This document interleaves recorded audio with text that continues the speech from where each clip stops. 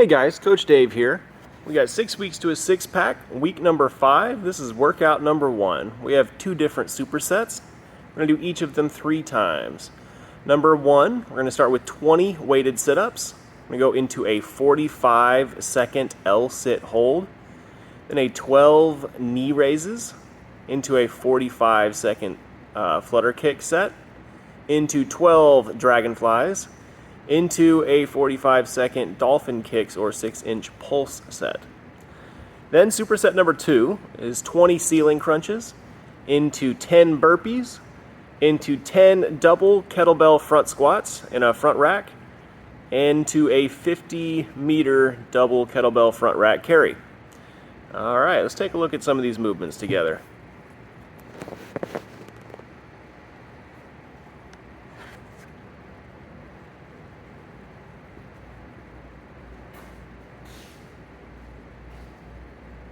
All right, so to start with those weighted sit-ups, we're gonna have our dumbbell. I like to use a dumbbell. You can use a kettlebell or a plate, but I like to use the dumbbell. Keeps it close to my chest. With the handle, it's easier to keep close to my chest. So we want to keep that dumbbell as close to our chest as we can. Butterfly our feet. We don't want to be lifting the dumbbell away from us like that. We want to keep it against us the whole way up. So really press that dumbbell against yourself and keep it tight to the chest so we don't cheat by creating momentum by pushing it away from ourselves. After our 20 weighted sit-ups, we'll go into a 45-second L-sit hold. This can be a cumulative 45 seconds. You can use hand support or not.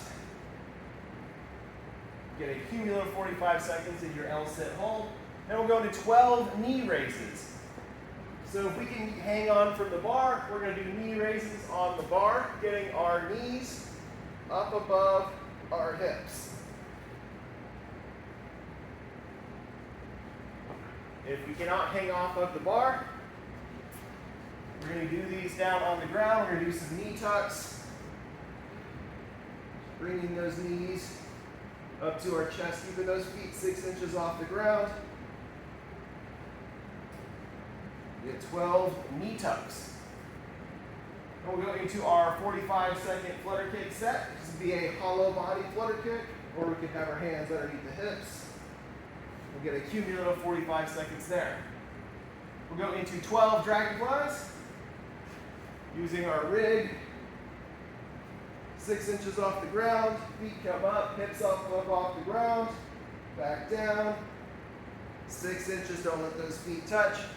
We'll get 12 dragonflies, and then a 45-second set of dolphin kicks or 6-inch pulses. So these are very small. We can have our hands underneath our hips.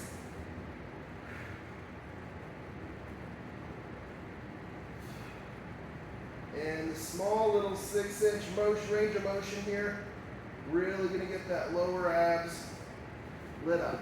All right, 45 seconds right there. Then we'll move on to superset number 2. Start with 20 ceiling crunches. You can use a plate or a dumbbell for this.